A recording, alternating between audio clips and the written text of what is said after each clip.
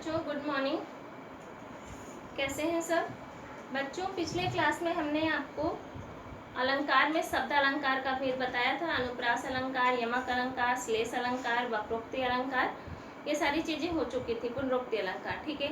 आज के क्लास में हम लोग अर्थ अलंकार देखेंगे। अर्थ अलंकार का मतलब हमने आपको बताया था, जहाँ पे अर्थ में चमत्कार उत्पन्न होता है या फिर जो अर्थ पर आश्रित होता है वह अर्थ अलंकार होता है, ठीक। अर्थ अलंकार के वैसे अगर हम देखें तो बहुत सारे भेद हैं, लेकिन फिलहाल क्लास 9th में आपको केवल अर्थ अलंकार का 4 भेद पढ़ना है। एक आपको उपमा पढ़ना है, रूपक, उत्प्रेक्षा और मानवीकरण। ये 4 ही अलंकार का अध्ययन आपको करना है क्लास 9th में, ठीक। ऐसे अगर हम अर्थ अलंकार देखेंगे तो बहुत सारा है, तो फिलहाल हम इन चारों का अध्ययन करेंगे, जिसमें से आज पहला है आपका उपमा अलंकार। किसे कहते हैं उपमा अलंकार? उपमा क्या होता है? किसी को हम किसी की उपमा देते हैं। उपमा में जो प्रसिद्ध है कालिदास है, कहा जाता है कि उपमा कालिदासस्य भारवेरर्थगर्वम दंडिन पदलालित्य माघे संति त्रयोगुणा, ठीक। तो यह उपमा के लिए प्रसिद्ध कालिदास जी माने जाते हैं। उपमा में उनको सिद्धहस्त है वो बहुत ज्यादा। तो यहाँ पे उपमा का हम अर्थ देखेंगे। उपमा का मतलब क्या होता है? उपमा का अर्थ होता है समानता करना या तुलना करना।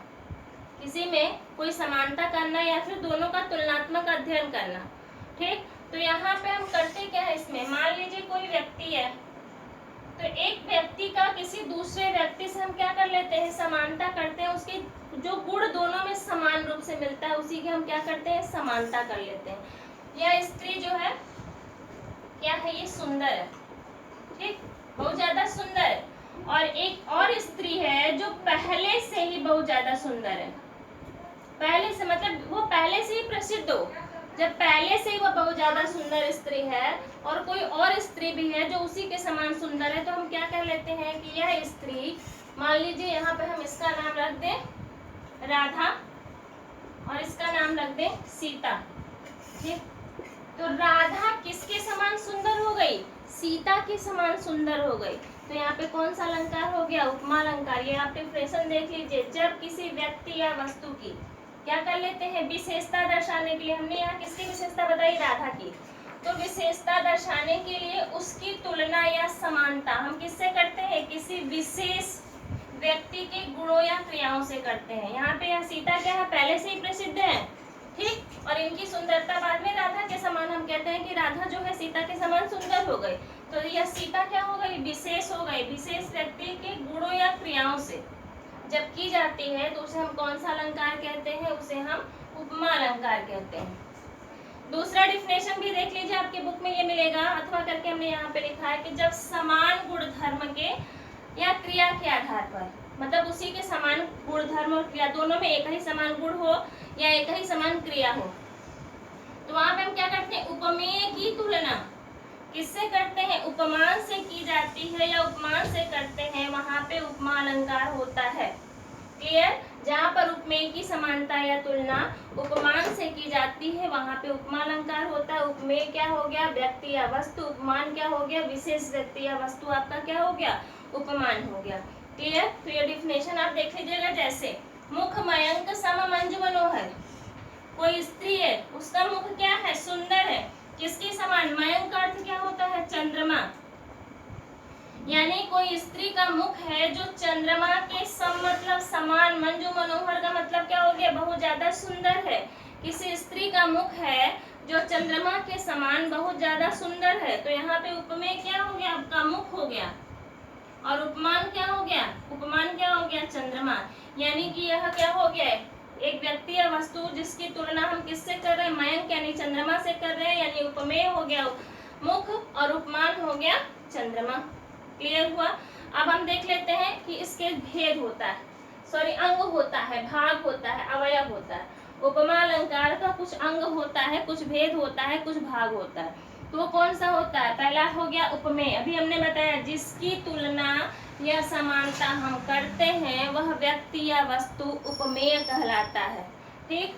दूसरा हो गया उपमान, जिससे तुलना या समानता की जाए, जिस व्यक्ति या वस्तु से उस व्यक्ति की तुलना या समानता की जाती है वह आपका क्या कहलाएगा? उपमान कहलाएगा। वाचक शब्द होता है इसमें, यानी उपमा अलंकार की जो पहचान कराने वाला शब्द होता है वह वाचक शब्द कहलाता है। जैसे से, सा, सी, जस, सरिस, सदृश्य, समान, तुल्य आदि, ये कौन से शब्द होते हैं? वाचक शब्द। क्लियर? अब किसी भी पंक्ति में अगर हम नहीं समझ पा रहे कि इसमें उपमा अलंकार है कि कौन सा अलंकार है, तो किसी भी काव्य पंक्ति में आपको से दिखाई दे, सा, सी, जस, सरिस, सदृश्य, समान, तुल्य, ये शब्द आपको दिखाई दे जाए, ये वाचक शब्द होते हैं, तो वहाँ उपमा अलंकार होता है। इंपॉर्टेंट आपके लिए ये है, इसको आप लर्न कर लीजिएगा। से, सा, सी, जस, सरिस, सदृश, ये जहाँ होता है वहाँ उपमा अलंकार होता है। साधारण धर्म क्या होता है?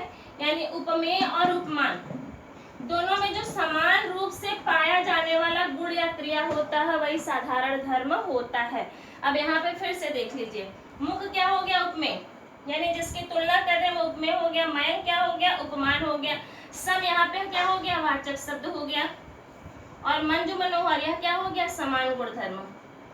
समान गुणधर्म यानी दोनों का जो विशेषता है वो क्या है? सुंदरता की विशेषता है। मुख भी सुंदर है और मयंक भी क्या है? सुंदर है, तो यह समान गुणधर्म हो गया। कुछ एग्जाम्पल यहाँ पे और देख लिए। पीपर पास सरिस मंडोला, नई पहचान में आ रहा है तो हमें सबसे पहले क्या मिल गया? सरिस, यानी वाचक शब्द यह मिल गया। इसी से हम जान लिए कि अब क्या है? उपमा अलंकार है। पीपर पात, मन की विशेषता बताई जा रही है, किसके समान और डोल रहा है? पीपर के पत्ते के समान, तो पीपर यहाँ पे क्या हो गया? उपमान हो गया। उपमेय कौन हो गया? किसकी विशेषता हम बता रहे हैं? मन की, उपमेय हो गया। और दोनों में कौन सा गुण है? डोलना, तो यह क्या हो गया? समान गुण धर्म। समान गुण धर्म हो गया। ठीक, फिर से देख लीजिए अगला, वह दीप सिखासी शांत भाव में लीन। सबसे पहले हम वाचक शब्द को देखेंगे, ये पहचानने का होता है। क्या क्या हो गया आपका? वाचक शब्द हो गया। इसी से हम पहचान लें किस पंक्ति में उपमा अलंकार है। वह दीप सिखासी, तो वह क्या हो गया? उपमेय, किसके समान? दीप शिखा के समान, तो यह क्या हो गया? उपमान हो गया। शांत भाव में लीन, यह क्या हो गया? समान गुण धर्म हो गया। समान गुण धर्म। ठीक, गुरुपद कोमल कमल से, सबसे पहले आप हमेशा वाचक को देखिए। वाचक क्या हो गया? से हो गया, इसलिए इसमें कौन सा अलंकार हो गया? उपमा अलंकार हो गया। गुरुपद, गुरु के पैर, पद मतलब पैर, यहाँ पे किसकी विशेषता हम बता रहे हैं? गुरु के पद की, तो यह क्या हो गया? उपमेय हो गया। किसके समान? कमल के समान, तो कमल क्या हो गया? उपमान हो गया। और क्या है दोनों में? समान गुण धर्म। समान गुण धर्म, समान गुण क्या हो गया? कोमल, यानी कि जिस तरह से पैर कोमल है, जिस तरह से कमल कोमल होता है उसी तरह से पैर भी गुरु का जो है बहुत ज्यादा कोमल है। तो ये आपका हो गया उपमा अलंकार। नहीं समझ में आ रहा है तो सिंपल सा आप ये याद कर लीजिए, से, सा, सी, जस, सरिस, सदिश, समान, तुल्य जिस काव्य पंक्ति में मिले वह उपमा अलंकार होता है। उपमा अलंकार का अंग पूछेगा तो कितना हो जाएगा? 4। उपमेय, उपमान, वाचक शब्द और साधारण धर्म, ये 4 होते हैं इसके अंग या भेद। क्लियर? आई होप कि सारी चीजें आपको समझ में आ गई होंगी। नेक्स्ट क्लास में हम रूपक और उत्प्रेक्षा अलंकार को देखेंगे। तब तक के लिए जय हिंद।